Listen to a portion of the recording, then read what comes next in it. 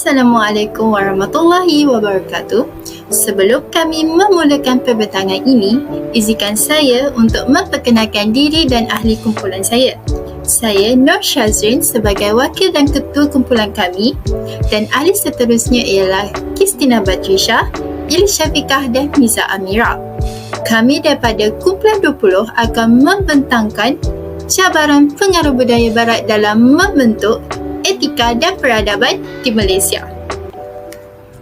Peradaban Malaysia berpaksikan etika dan pemantapan kesepaduan nasional adalah seiring dengan perkembangan teknologi terkini, terutamanya teknologi maklumat dan komunikasi seharian. ICT merupakan tapak digital yang memberi ruang kepada masyarakat untuk berinteraksi dan membina jaringan sosial. Seiring dengan perkembangan teknologi yang semakin maju pada masa kini, telah menyebabkan pemikiran masyarakat semakin hari semakin terdedah dengan pengaruh daripada Barat, dalam kata lain, hegemoni. Namun, apakah pengaruh Barat?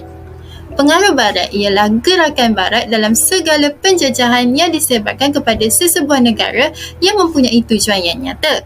Secara ringkasnya, pengaruh Barat berkemungkinan berkait rapat dengan perkembangan teknologi pada masa kini yang dapat memberi impak yang besar pada etika dan peradaban di Malaysia. Perkataan etika diambil daripada bahasa Inggeris iaitu ethic, iaitu bermaksud sistem prinsip moral dan nilai.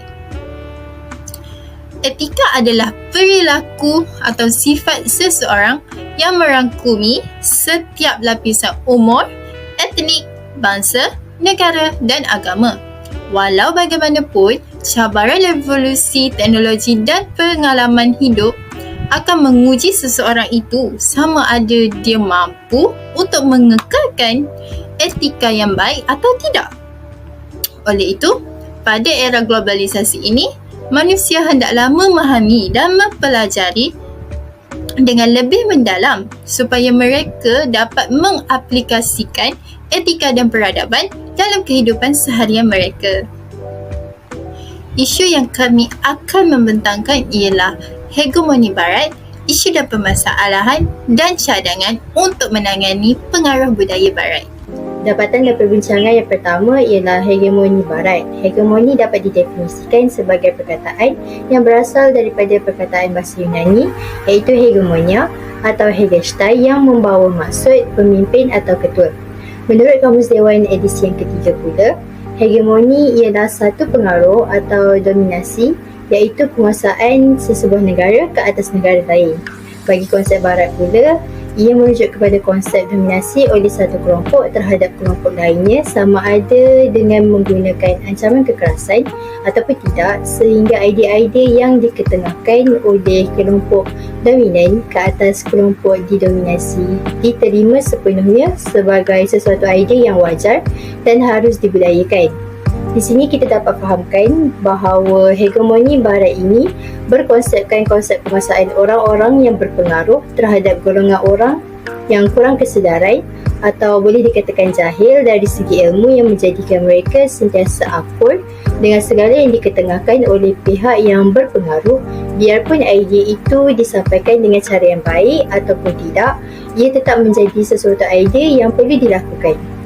Konsep penguasaan orang Barat ini juga memfokuskan aspek-aspek penting seperti politik, ekonomi dan sosial. Dapatan dan perbincangan yang pertama ialah hegemoni Barat. Hegemoni dapat didefinisikan sebagai perkataan yang berasal daripada perkataan bahasa Yunani iaitu hegemonia atau Hegestai yang membawa maksud pemimpin atau ketua. Menurut Kamus Dewan edisi yang ketiga pula, hegemoni ialah satu pengaruh atau dominasi iaitu penguasaan sesebuah negara ke atas negara lain. Bagi konsep Barat pula, ia merujuk kepada konsep dominasi oleh satu kelompok terhadap kelompok lainnya sama ada dengan menggunakan ancaman kekerasan ataupun tidak, sehingga idea-idea yang diketengahkan oleh kelompok dominan ke atas kelompok didominasi diterima sepenuhnya sebagai sesuatu idea yang wajar dan harus dibudayakan. Di sini kita dapat fahamkan bahawa hegemoni Barat ini berkonsepkan konsep penguasaan orang-orang yang berpengaruh terhadap golongan orang yang kurang kesedaran atau boleh dikatakan jahil dari segi ilmu yang menjadikan mereka sentiasa akur dengan segala yang diketengahkan oleh pihak yang berpengaruh. Biarpun idea itu disampaikan dengan cara yang baik ataupun tidak, ia tetap menjadi sesuatu idea yang perlu dilakukan. Konsep penguasaan orang barat ini juga memfokuskan aspek-aspek penting seperti politik, ekonomi dan sosial. Konsep hegemoni menurut pandangan tokoh pula dapat dilihat daripada pandangan tokoh yang pertama ini, iaitu Fatih Akan, yang merupakan seorang ulama Islam yang mentafsirkan bahawa hegemoni barat merupakan sesuatu proses menerima pakai sesuatu yang bersifat antarabangsa, tidak kira dari sudut budaya, sosial, ekonomi dan politik. Maksudnya di sini pada pendapat beliau, hegemoni ini merupakan konsep di mana golongan yang didominasi perlu menerima segala unsur antarabangsa yang diketengahkan oleh pihak barat walaupun berkaitan dengan budaya, sosial, ekonomi maupun politik negara. Tokoh seterusnya ialah Antonio Gramsci, iaitu seorang pemikir sosial yang bermaksud tadi, yang menggambarkan hegemoni sebagai satu hubungan pertalian yang bersifat monopoli dan dominasi antara kelas masyarakat atasan dan bawahan dalam sesebuah negara, bangsa. Dan beliau juga telah menggunakan konsep ini untuk meneliti bentuk-bentuk politik, budaya dan ideologi tertentu dalam masyarakat serta kepimpinan dalam kelas fundamental atau asas yang membangun. Dan akhir sekali, tokoh Azhar Muhammad dan Abdullah Sulong berpendapat bahawa hegemoni ialah pengaruh dan dominasi yang merangkumi pelbagai sudut seperti politik, ekonomi, sosial, budaya, ketenteraan, pendidikan, perundangan dan sebagainya. Latar belakang masyarakat barat yang berbeza dengan etika rakyat Malaysia. Seperti yang kita tahu, pada permulaannya, penjajahan di Tanah Melayu bermula apabila Portugis menakluki Melaka pada 1511 sehingga 1641. Belanda pada tahun 1941 sehingga 1824 dan British pada tahun 1824 sehingga 1957. Ini dapat membuktikan bahawa Barat telah menjajah Tanah Melayu selama 500 tahun, yang juga menjadi faktor utama wujudnya hegemoni Barat di negara Malaysia. Pengaruh peradaban dari Barat bermula dengan kedatangan kuasa kolonial ke alam Melayu, khususnya Tanah Melayu. Peradaban Barat bukan sahaja membawa pengaruh dalam kehidupan sosial dan sistem ekonomi masyarakat, tetapi telah membawa implikasi yang besar dalam struktur pentadbiran dan pemerintahan negara. Pengaruh dari Portugis dan Belanda membawa implikasi dari segi penerimaan beberapa istilah dalam penggunaan bahasa Melayu. Hanya setelah kemasukan kuasa Inggeris, pengaruh Barat atau hegemoni Barat jelas kelihatan, khususnya dari segi sistem pemerintahan dan perkembangan ilmu pengetahuan, terutamanya kefahaman berkaitan dengan etika dan peradaban, yang di mana agama dipisahkan dari politik yang membawa implikasi besar ke atas pembinaan negara bangsa. Seterusnya, terdapat perbezaan antara masyarakat Barat dan etika rakyat Malaysia yang dapat dilihat dalam kedatangan pengaruh Barat ini. Perbezaan pertama ialah rakyat Malaysia lebih kepada mengikut prinsip-prinsip keagamaan, iaitu etika Islam, manakala masyarakat Barat pula tidak. Selain itu, perbezaan antara masyarakat Barat dengan etika rakyat Malaysia dapat dilihat dari segi pemikiran dan praktikal. Latar belakang masyarakat Barat yang berbeza dengan etika rakyat Malaysia. Seperti yang kita tahu, pada permulaannya, penjajahan di Tanah Melayu bermula apabila Portugis menakluki Melaka pada 1511 sehingga 1641. Belanda pada tahun 1941 sehingga 1824 dan British pada tahun 1824 sehingga 1957.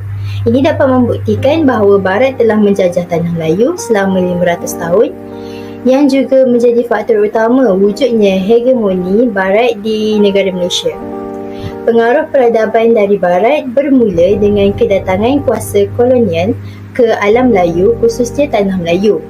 Peradaban Barat bukan sahaja membawa membawa pengaruh dalam kehidupan sosial dan sistem ekonomi masyarakat, tetapi telah membawa implikasi yang besar dalam struktur pentadbiran dan pemerintahan negara. Pengaruh dari Portugis dan Belanda membawa implikasi dari segi penerimaan beberapa istilah dalam penggunaan bahasa Melayu. Hanya setelah kemasukan kuasa Inggeris, pengaruh Barat atau hegemoni Barat jelas kelihatan, khususnya dari segi sistem pemerintahan dan perkembangan ilmu pengetahuan, terutamanya kefahaman berkaitan dengan etika dan peradaban, yang di mana agama dipisahkan dari politik yang membawa implikasi besar ke atas pembinaan negara bangsa. Seterusnya, terdapat perbezaan antara masyarakat Barat dan etika rakyat Malaysia yang dapat dilihat dalam kedatangan pengaruh Barat ini. Perbezaan pertama ialah rakyat Malaysia lebih kepada mengikut prinsip-prinsip keagamaan, iaitu etika Islam, manakala masyarakat Barat pula tidak. Selain itu, perbezaan antara masyarakat Barat dengan etika rakyat Malaysia dapat dilihat dari segi pemikiran dan praktikal. Masyarakat Barat dari segi pemikiran lebih menekankan kepentingan terhadap diri sendiri semata-mata dan menggunakan prinsip-prinsip moral sebagai sumber yang menentukan sesuatu tindakan adalah betul ataupun salah. Dari segi praktikal pula, Barat lebih menekankan kepada keperluan luaran atau jasmani sahaja. Bagi rakyat Malaysia, kita mengamalkan etika Islam yang segala aspek dan perbuatan kita bersandarkan Al-Quran dan hadis yang merupakan sumber utama ajaran Islam. Dari segi praktikal, etika Islam telah mengajar kita supaya menjalani kehidupan yang seimbang di dunia tanpa melupakan akhirat. Assalamualaikum, saya ucapkan kepada Dr. Mikdad dan rakan-rakan saya yang menonton video ini. Saya Ili Syafiqah binti Muhammad Nasir dari kelas BA 1112E akan menerangkan tentang budaya Barat yang telah menjadi perbualan di antara rakyat pada zaman sekarang. Pertama sekali, budaya atheism. Atheism merupakan perkataan berasal daripada bahasa Yunani, iaitu atheist yang bermaksud tanpa Tuhan. Perkataan ini digunakan untuk menafikan kewujudan sekurang-kurangnya satu Tuhan. Kerana kebudayaan Barat yang semakin membiak di antara masyarakat, terdapat beberapa impak negatif daripada budaya tersebut. Salah satunya, segelintir masyarakat Islam meninggalkan Islam dan mempercayai kepercayaan atheism. Ini kerana mereka mempunyai kurang kefahaman tentang Islam kerana tidak dididik sejak kecil lagi. Ia juga kerana mereka mendapat maklumat yang tidak betul dan tidak sahih yang menyebabkan mereka meninggalkan Islam. Disebabkan itu, mereka sanggup melakukan perbuatan yang keji kerana mereka tidak lagi mempercayai kewujudan Allah Subhanahu Wa Taala. Pada zaman sekarang, LGBTQ+ semakin besar dan banyak individu memasuki golongan tersebut.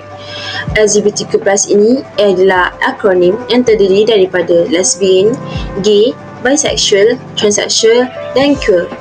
Queer merupakan ungkapan yang merangkumi golongan yang tidak cenderung kepada lain seks ataupun mengenalkan diri sebagai kedua-kedua jantina.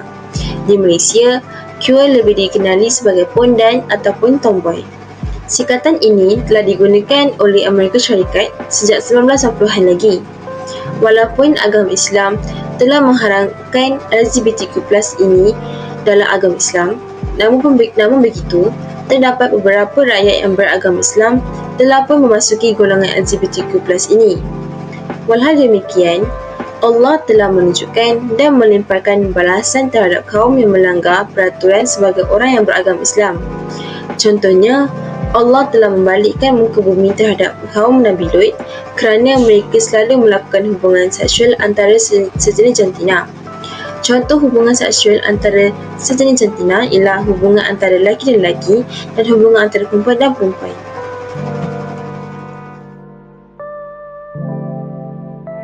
Isu dan permasalahan semasa pengaruh budaya Barat di Malaysia. Umat Islam tidak terlepas daripada melakukan dosa kecil maupun dosa besar kerana manusia mudah terpengaruh dengan budaya Barat. Disebabkan itu, saya akan menerangkan kesan mudah terpengaruh dengan budaya Barat. Kesannya ialah keruntuhan akhlak. Keruntuhan akhlak antara remaja ini kian hari kian membimbangkan. Ini kerana tingkah laku remaja pada zaman sekarang semakin teruk dan tidak dapat dikawal lagi. Ini amat merisaukan kerana remaja semakin leka dengan keseronokan di dunia sehingga lalai dengan tanggungjawab sebagai anak, murid dan sebagai umat Islam. Beberapa ciri budaya barat yang merebak secara luas antaranya ialah pergaulan bebas. Pergaulan bebas ini membawa impak yang negatif kepada pertumbuhan remaja dari segi fizikal dan mental.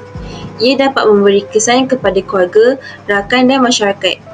Pergaulan bebas ini juga dilakukan untuk kepuasan diri, mengikut pengaruh rakan-rakan dan lain-lain. Antara contoh pergaulan bebas ialah penyalahgunaan dadah, seks bebas, mabuk, bermain di kelab dan lain-lain. Kesan daripada melakukan seks bebas sangatlah banyak. Antaranya, mereka boleh mengandung anak luar nikah atau menjangkiti penyakit AIDS dan HIV. Oleh kerana itu, akibat peningkatan anak luar nikah di Malaysia, pembuangan bayi di Malaysia juga meningkat secara mendadak dan secara tidak langsung ia meruntuhkan nama baik negara dan juga nama keluarga dan diri sendiri. Kelebihan menghindari pengaruh budaya barat.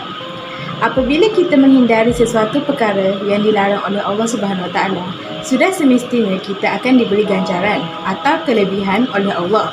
Begitu juga jika kita menghindari daripada terpengaruh dengan budaya barat.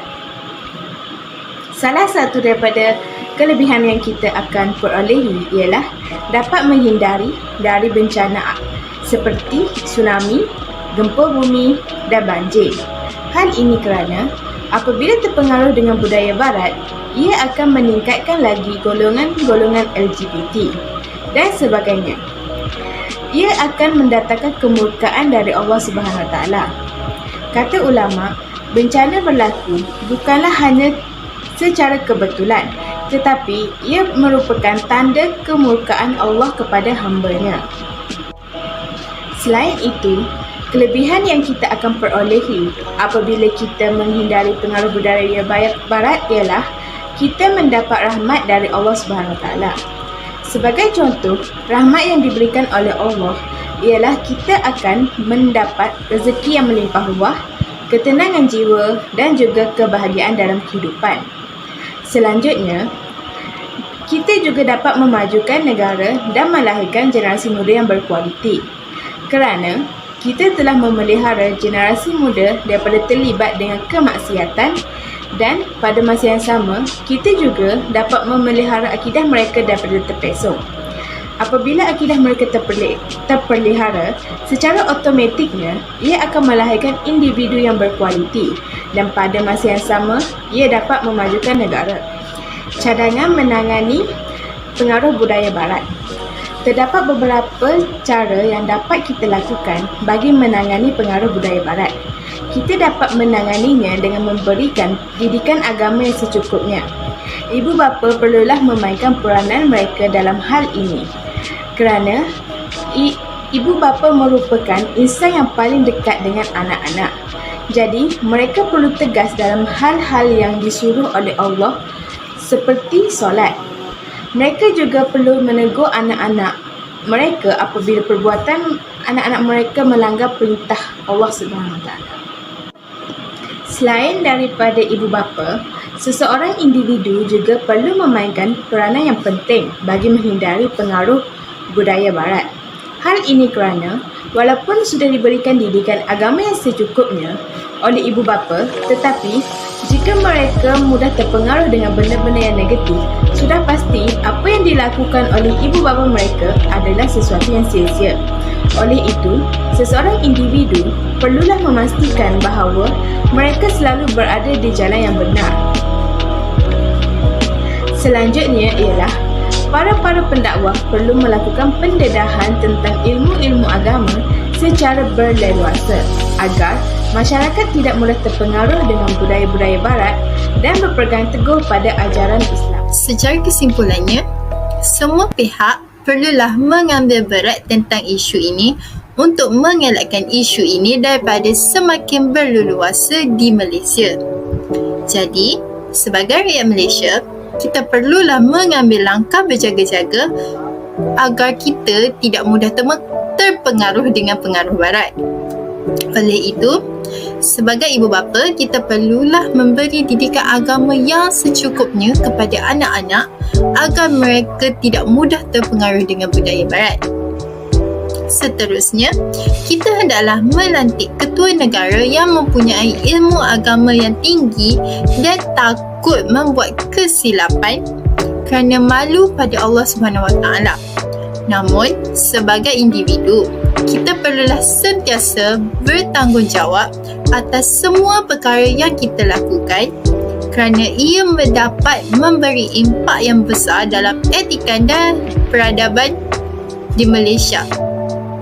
Oleh itu, kita perlulah sentiasa mengamalkan etika dan peradaban yang baik agar kita dapat hidup dalam keadaan aman, damai dan sentiasa di bawah lindungan Allah. Maka berakhirlah pembentangan kami pada hari ini. Saya sebagai ketua kumpulan ingin memohon maaf jika ada membuat kesilapan dan sebagainya. Dan terima kasih kerana mendengarkan kami.